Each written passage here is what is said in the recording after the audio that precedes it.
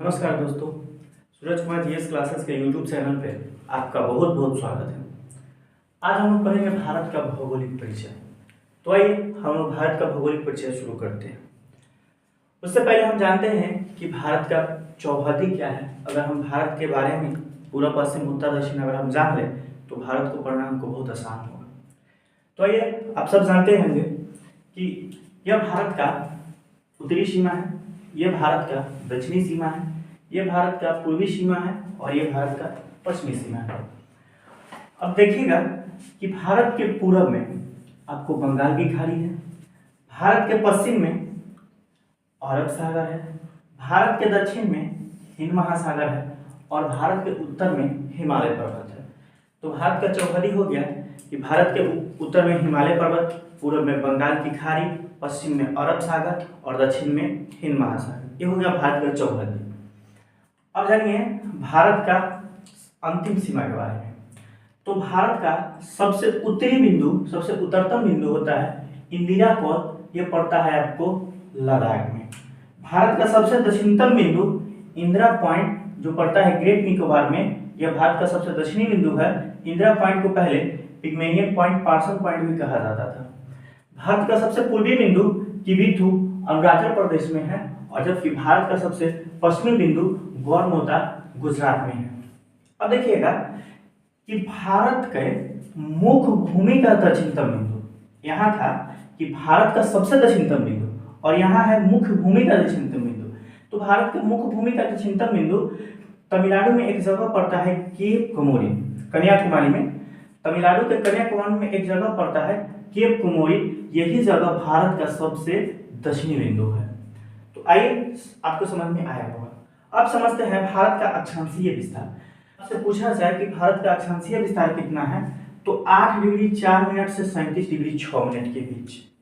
और पूछा जाए कि भारत का कुल अक्षांशीय विस्तार कितना है, तो 6 डिग्री 45 मिनट से लेकर 37 डिग्री 6 मिनट के बीच। अब देखिएगा कि 6 डिग्री 45 मिनट ये क्या है, अक्षांश रेखा है। तो 0 डिग्री रेखा यानी विषुवत रेखा लगभग इसी के आसपास कहीं नीचे होगी, यहीं कहीं नीचे होगी। जब 6 डिग्री इधर है तो 0 डिग्री इसके स्वाभाविक है, इसके नीचे ही होगा। उसके बाद और ये भारत का देशांतरीय विस्तार पढ़ते हैं। तो भारत का देशांतरीय विस्तार 68 डिग्री 7 मिनट से लेकर 97 डिग्री 25 मिनट के बीच है, जो गुजरात से शुरू होकर अरुणाचल प्रदेश तक जाकर समाप्त हो जाता है। अब हम एक बात जानते हैं कि भारत के पूर्वी राज्य और पश्चिमी राज्यों के बीच 2 घंटे का अंतर है, लगभग 2 घंटे का अंतर है। तो कैसे, देखिए भारत का सबसे पूर्वी देशांतर है 97 डिग्री 25 मिनट, ठीक है। उसके बाद सब पश्चिमी है 68 डिग्री 7 मिनट, 68 डिग्री 7 मिनट। तो जरा इसको घटाइएगा तो 15 में से 7 गया 8, 1 का 1, 17 में से 8 गया 9, 8 में से 6 गया 2, यानी 29 डिग्री 18 मिनट के लगभग का अंतर है। तो हम ऐसा कह सकते हैं कि भारत के पूर्वी राज्य और भारत के पश्चिमी राज्यों के बीच लगभग 2 घंटे का अंतर है। अगर हम अगर बिहार से ही देखें तो अगर बिहार से कोई व्यक्ति अगर फोन करता है किसी को गुजरात में, तो अगर हमारे यहाँ सूर्यास्त अगर हो चुका रहता है तो गुजरात में अभी भी सूर्य रहता है। तो यही अंतर है कि भारत के पूर्वी राज्य और पश्चिमी राज्य में 29 डिग्री 18 मिनट का अंतर होने के कारण ही भारत के पूर्वी राज्य और पश्चिमी राज्य के बीच 2 घंटे का अंतराल है। अब समझते हैं कि भारत का विस्तार। तो भारत का विस्तार उत्तर से दक्षिण की तरफ 3214 किलोमीटर है। भारत का विस्तार उत्तर से दक्षिण की तरफ 3214 किलोमीटर है, जबकि पूर्व पश्चिम भारत का विस्तार 2933 किलोमीटर है। भारत का उत्तर से दक्षिणी विस्तार 3214 किलोमीटर, भारत का पूर्व से पश्चिम विस्तार 2933 किलोमीटर।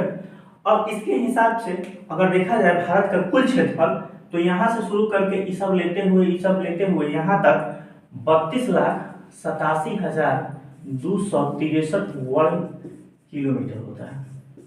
भारत का क्षेत्रफल 32,87,263 वर्ग किलोमीटर होता है, जो पूरे दुनिया के क्षेत्रफल का 2.42% है। समझिएगा, भारत का क्षेत्रफल 32,87,263 वर्ग किलोमीटर है, जो पूरे दुनिया के क्षेत्रफल का 2.42% है। उसके बाद भारत जनसंख्या के दृष्टिकोण से दूसरे नंबर का देश है, पहले नंबर का देश चीन है। तो दुनिया के कुल जनसंख्या का 17.5% जनसंख्या भारत में निवास करती है। दुनिया के कुल जनसंख्या का 17.5% जनसंख्या कहाँ निवास करती है? भारत में, जबकि पूरे दुनिया के भूमि का 2.42% भूमि ही हमारे पास है। इतना समझ में आया? अब देखिए, भारत के अन्य नाम के बारे में बात करें तो भारत को भारत कहते हैं, इंडिया कहते हैं, आर्यवर्त कहते हैं, हिंदुस्तान कहते हैं। इतना नामों से हम भारत को जानते हैं। क्षेत्रफल की दृष्टि से विश्व में भारत का स्थान 7वां है, यानी 6 और देश हैं जो हमसे बड़े हैं। पहला आता है रूस, दूसरा कनाडा, तीसरा अमेरिका, चौथा चीन, पांचवा ब्राजील, छठा ऑस्ट्रेलिया और 7वें नंबर पे आता है अपना भारत। जनसंख्या की दृष्टि से भारत दूसरे नंबर का देश है। पहले नंबर पे आता है चीन, दूसरे नंबर पे आता है भारत, तीसरे नंबर पे अमेरिका, चौथे नंबर पे इंडोनेशिया, पांचवें नंबर पे ब्राजील, छठे नंबर पे पाकिस्तान और 7वें नंबर पे बांग्लादेश। अब देखिएगा, एक देश ऐसा है जो जनसंख्या और क्षेत्रफल दोनों के दृष्टिकोण से एक ही स्थान पे है, और वो है ब्राजील। ब्राजील जनसंख्या और क्षेत्रफल की दृष्टि से विश्व का 5वें नंबर का देश है। अब देखिएगा, भूमध्य रेखा से भारत की दूरी 876 किलोमीटर। ये देखिए, यह आपका भूमध्य रेखा, विषुवत रेखा है, और इस विषुवत रेखा से भारत की दूरी 876 किलोमीटर इंदिरा पॉइंट तक मापी जाती है। तो भूमध्य रेखा से भारत की दूरी 876 किलोमीटर कहाँ तक? इंदिरा पॉइंट तक ही मापी जाती है। अब देखिएगा, भारत का ग्लोब में स्थिति क्या है, तो जरा देखिएगा, ये है आपका 0 डिग्री अक्षांश और ये हो गया 0 डिग्री देशांतर। तो 0 डिग्री से ऊपर वाले हिस्से को बोलते थे उत्तरी गोलार्ध, 0 डिग्री से नीचे वाले हिस्से को बोलते थे दक्षिणी गोलार्ध। अच्छा, 0 डिग्री देशांतर से दाहिने तरफ वाले हिस्से को बोलते थे पूर्वी गोलार्ध, और इधर वाले को बोलते थे पश्चिमी गोलार्ध। तो जरा देखिएगा, भारत की स्थिति यानी उत्तर और पूरब के बीच में है, तो ऐसा कह सकते हैं कि भारत का ग्लोब में स्थिति उत्तरी पूर्वी गोलार्ध में है, यानी भारत ग्लोब में उत्तरी पूर्वी गोलार्ध में बसा हुआ है। अब देखिएगा भारत का आकार, तो भारत का आकार जो है ना, वो चतुष्कोणीय आयताकार है। भारत का आकार कैसा है? चतुष्कोणीय है, आयताकार है। देखिएगा फिर भारत के स्थलीय सीमा रेखा की लंबाई, और देखिए इधर है आपका अरब सागर, इधर है बंगाल की खाड़ी, इधर है हिंद महासागर। तो यहाँ से यहाँ तक अगर देखिएगा यार, तो ये चलेगा, ये सब क्या है? पानी ही पानी है। अच्छा, तो ये बच गया आपका जमीन, तो ये हो गया आपका स्थलीय सीमा। तो भारत के स्थलीय सीमा रेखा की लंबाई 15,200 किलोमीटर क्या है? ये भारत के स्थलीय सीमा रेखा की लंबाई है। फिर आइए भारत के तटीय सीमा रेखा की लंबाई, तो ये सब तटीय है, ये सब तटीय है। तो भारत के तटीय सीमा रेखा की लंबाई 6100 किलोमीटर। भारत के तटीय सीमा रेखा की लंबाई 6100 किलोमीटर। अब पूछे कि नहीं, भारत के कुल तटीय सीमा रेखा की लंबाई, तो ये तो पूरा तट, उसके बाद इसमें जोड़ लीजिए अंडमान निकोबार और इधर का लक्षद्वीप। तो भारत के कुल तटीय सीमा रेखा की लंबाई 7516.6 किलोमीटर। अभी 7516.6 किलोमीटर आपको समझ में आया? ये तो पूरा तटीय है, और उसके बाद इसमें कौन किसको ऐड करना है? इधर बंगाल की खाड़ी के अंडमान निकोबार द्वीप समूह को और अरब सागर के लक्षद्वीप को, अगर ये दोनों द्वीपों को जोड़ लिया जाता है तो उस स्थिति में भारत का कुल तटीय सीमा रेखा की लंबाई 7516.6 किलोमीटर हो जाता है। तो आई होप आपको इतना समझ में आया होगा। भारत में 28 राज्य और 8 केंद्र शासित प्रदेश हैं। भारत में 28 राज्य हैं प्लस 8 केंद्र शासित प्रदेश हैं, जिनमें से भारत के बाहरी सीमा से 23 राज्य और 2 केंद्र शासित प्रदेश लगे हुए हैं। यह रहा भारत का लगभग मैप। और इस भारत के लगभग मैप पे हम लोग समझेंगे भारत के राज्यों के बारे में। तो वर्तमान में भारत में 28 राज्य और 8 केंद्र शासित प्रदेश है। तो देखते हैं कि 28 राज्य और 8 केंद्र शासित प्रदेश का किधर है।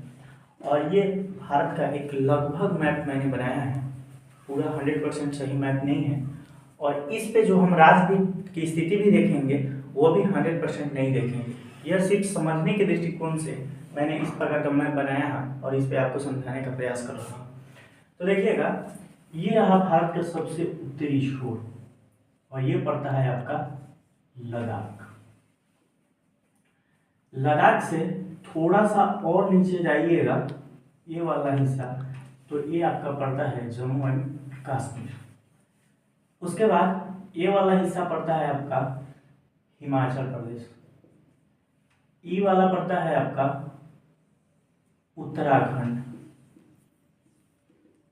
अच्छा, उसके बाद ये वाला पड़ता है आपका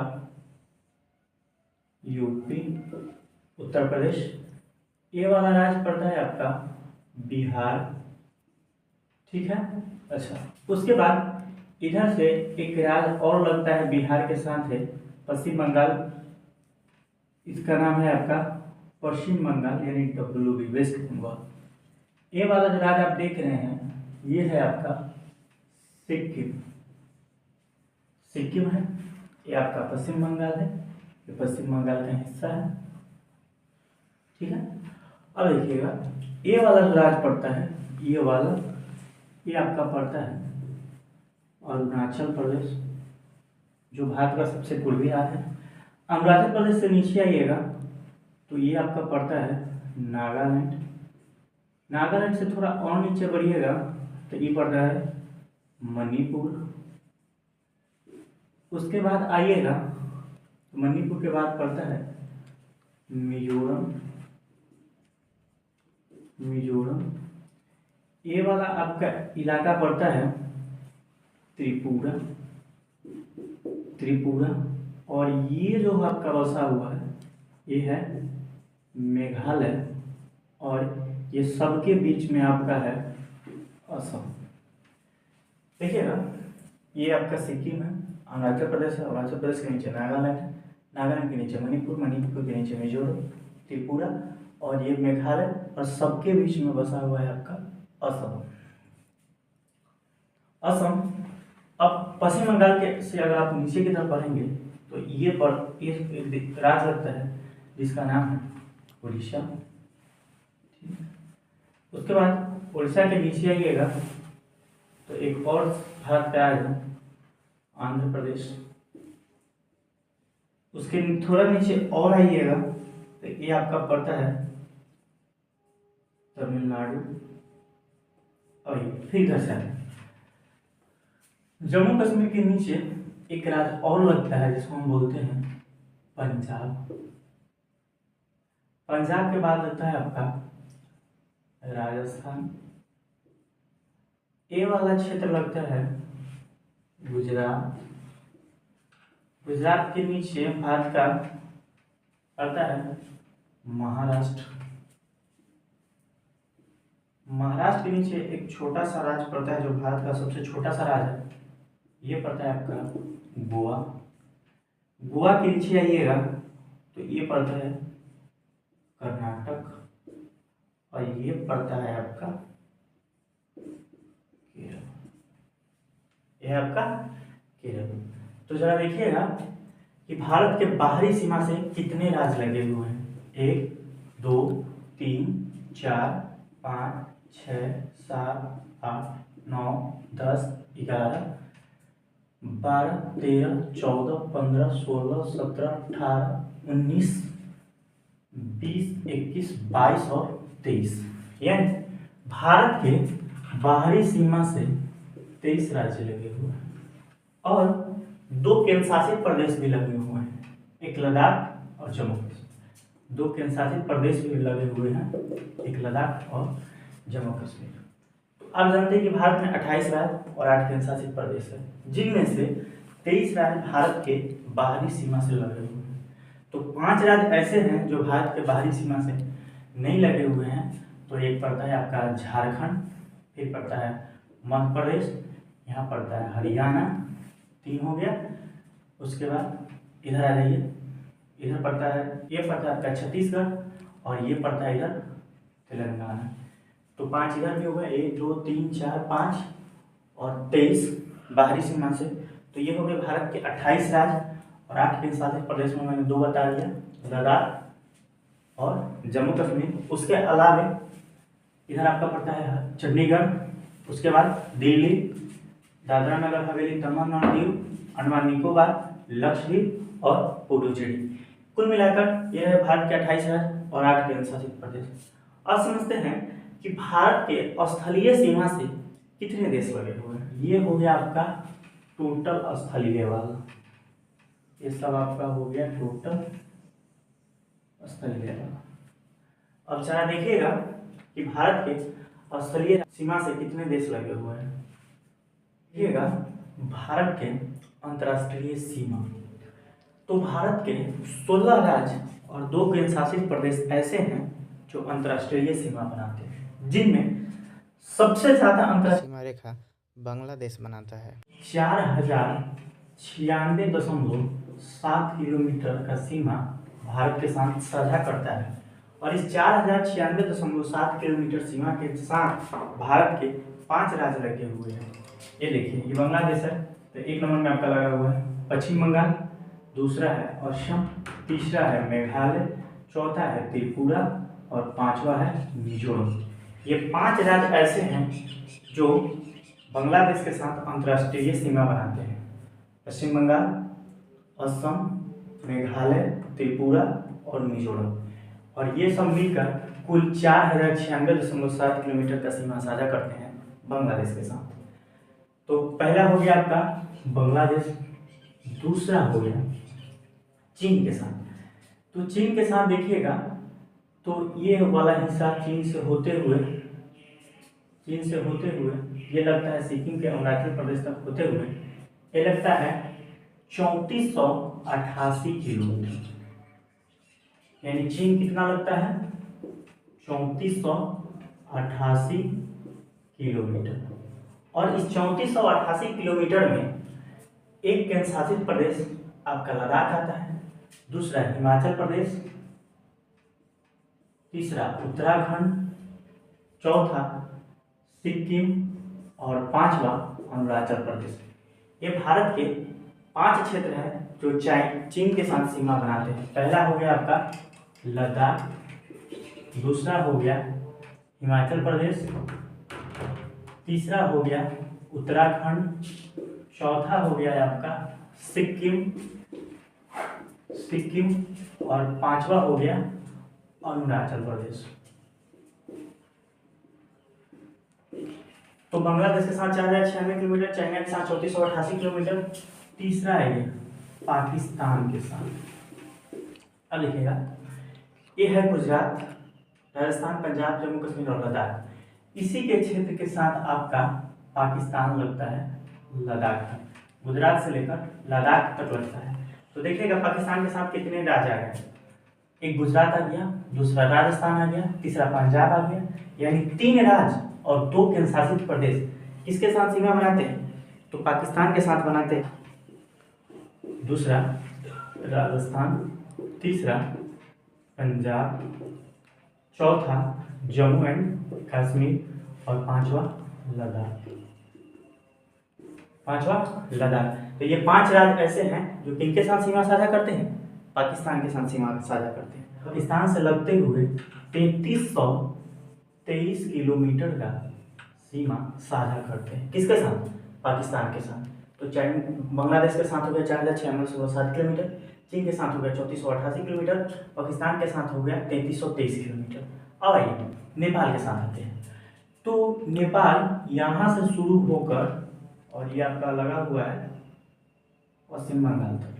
तो नेपाल के साथ भारत के 5 राज्य लगे हुए हैं, एक उत्तराखंड लगा हुआ है, दूसरा यूपी लगा हुआ है, तीसरा बिहार लगा हुआ है, चौथा पश्चिम बंगाल लगा हुआ है और 5वां आपका सिक्किम लगा हुआ है।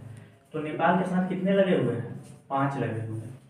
नेपाल के साथ भारत के 5 राज्य लगे हुए हैं, जिनमें से पहला है उत्तराखंड है, दूसरा यूपी है, तीसरा बिहार है, चौथा पश्चिम बंगाल है और पांचवा है आपका सिक्किम है। ये भारत के 5 राज्य हैं जो किनके साथ सीमा साझा करते हैं? नेपाल के साथ सीमा साझा करते हैं। और नेपाल भारत के साथ 1751 किलोमीटर का सीमा बनाता है। नेपाल भारत के साथ 1751 किलोमीटर का सीमा बनाता है 5 राज्यों के साथ, उत्तराखंड, यूपी, बिहार, पश्चिम बंगाल और सिक्किम। अब आइएगा भूटान, देखिएगा भूटान। तो भूटान के साथ भारत के 4 ही राज्य लगे हुए हैं। एक तो आपका सिक्किम लगा हुआ है, दूसरा पश्चिम बंगाल लगा हुआ है, तीसरा असम लगा हुआ है और चौथा अरुणाचल प्रदेश लगा हुआ है। तो सबसे पहले लगा हुआ है भूटान के साथ पश्चिम बंगाल, दूसरे नंबर पे लगा हुआ है सिक्किम लगा हुआ है, तीसरे नंबर पे आपका अरुणाचल लगा हुआ है, और चौथे नंबर पे आपका असम लगा हुआ है, अरुणाचल और असम। ये 4 राज्य किसके साथ लगे हुए हैं? भूटान के साथ। और भूटान भारत के साथ 699 किलोमीटर का सीमा साझा करता है। ठीक है, तो भूटान के साथ भारत के 4 राज्य लगे हुए हैं, पश्चिम बंगाल, सिक्किम, अरुणाचल प्रदेश, असम। और भूटान भारत के साथ 699 किलोमीटर अंतर्राष्ट्रीय सीमा साझा करता है। उसके बाद अब आइए म्यांमार के साथ। म्यांमार के साथ भारत के देखिएगा तो एक तो आपका अरुणाचल प्रदेश लगा हुआ है, दूसरा नागालैंड लगा हुआ है, तीसरा मणिपुर लगा हुआ है और चौथा मिजोरम लगा हुआ है। तो म्यांमार के साथ भी भारत के 4 राज्य लगे हुए हैं।